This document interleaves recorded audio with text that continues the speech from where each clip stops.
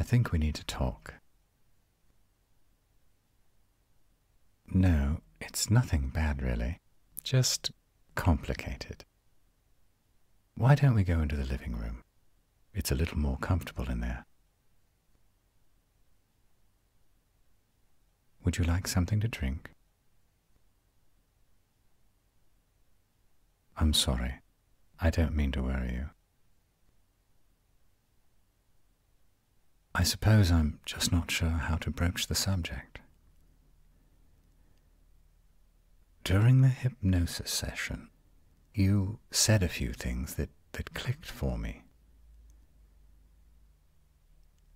I believe you regressed through several lifetimes. In the first one, you said you were sitting on a beach, watching me and your brother sail away in a ship. Yes, me. I found that interesting as well.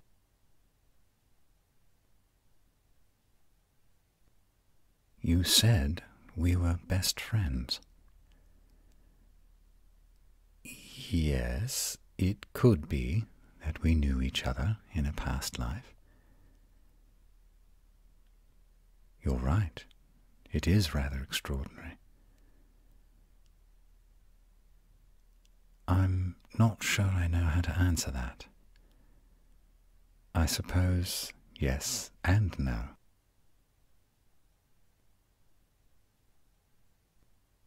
Yes, I think it was a past life for you. This is where it gets a little tricky. Let me try this another way. Have you ever heard of Atlantis? Yes, the lost continent. Oh, it's more than a legend.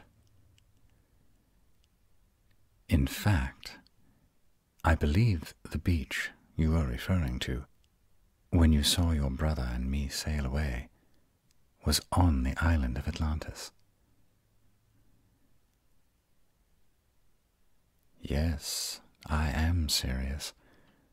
I know it sounds absurd, and I'm afraid it's only going to get worse from here.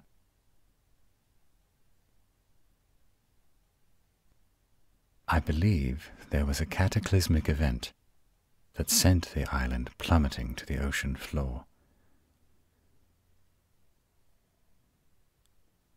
Yes, I think they had a small window of warning. Not enough to avert the disaster, but enough time to send a shipload of youths out to sea with the hope that they could find a suitable landmass and begin again.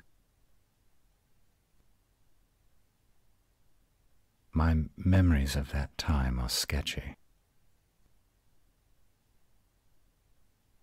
No, it isn't a past lifetime for me. Not in the way you mean it. You have to understand, Atlantis was an advanced society in many ways. The youth that was sent out on board the ship were genetically altered. Once we hit the age of 24, our aging process stopped. Yes, I am way old. 11,612 years to be exact. I know, it sounds crazy. Don't be afraid of me, Eden. I'm not insane, though I understand why you'd think so. Come with me into the kitchen. I think I know of a way to prove I'm telling the truth.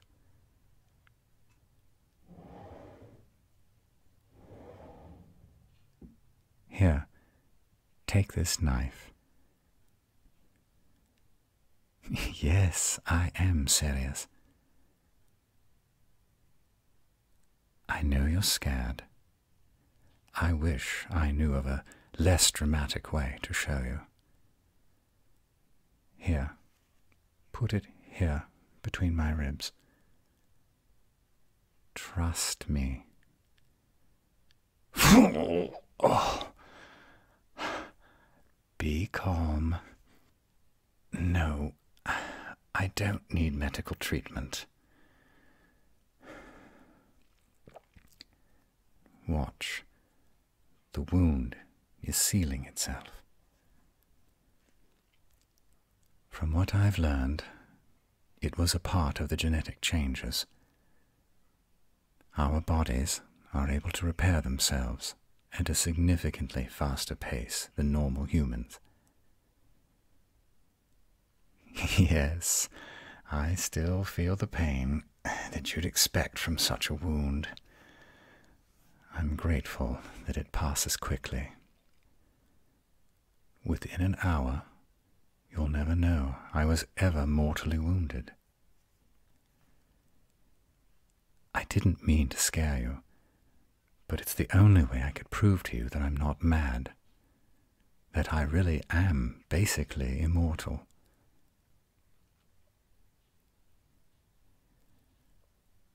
No, I'm sorry, Eden.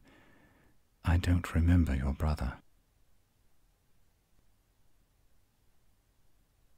I know how much family means to you, especially after what happened to your parents. It's complicated. The memories are finally coming back to me in bits and pieces. You gave that to me. The information we received from the hypnosis session seemed to be the key for both of us. I remember being on a ship, and wails from the continuum brought me to my knees.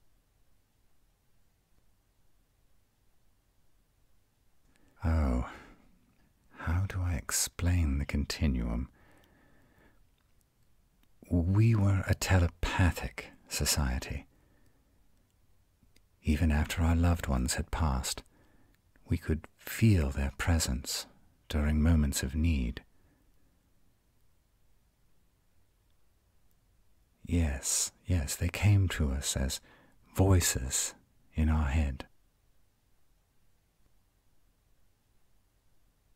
When our homeland was overtaken by the sea, those of us on board that ship were so torn. We'd been told that our mission was the only thing that mattered, that if we, as a people, were going to live on, we had to find a way to survive. But hearing the cries of terror and pain from those we held most dear caused many to jump overboard in a futile attempt to save them. Yes, we were just youths, not even of age. The genetic enhancements took time to fully develop. Those that tried to return, they were lost to the sea. Once the continuum saw our reactions, they wiped our memories, or maybe blocked them is more accurate, and shielded us from communications with those that had passed. Much like you experienced when you washed up here on my island, we all awoke with no idea why we were on board the ship, where we'd come from, or what we needed to accomplish. Yes, it was frightening. We were very distrustful of each other, and disagreements often broke out. When we finally made landfall, we found an area that had primitive civilization. Some decided to stay. The idea of boarding the ship once more and setting sail to parts unknown was more than some could take. Others, myself included, felt strongly that we were meant to stay together, that we were meant to find a homeland of our own. We sailed on with the hope that once we established our own encampment, we could return for the others. No, it didn't turn out that way. The oceans were receding, the weather was changing, and eventually we ran aground. The land was very inhospitable. The elders who sailed with us hadn't been genetically altered, so their lifespans were about the same as other humans of that time, which means they died in their mid to late 20s. You're spot on. It was a difficult life. But we were fortunate. When our burgeoning encampment would falter, the Continuum would share their wisdom. We had no idea who they were, only that they were there in our darkest hours. Yes, exactly. Our ancestors continued to guide us, though at the time we had no idea who they were. Right. I think they blocked our memories and cut off communication in order to spare us the pain of losing everything we'd ever known. Our families, our friends, even our homeland itself. They only breached the silence when the situations grew dire and under the veil of mystery. A vision or a dream rather than open line of communication. I think you're right. If they had spoken to us directly, we would have thought we were going insane. No, I'm sorry. I don't know what happened to your brother.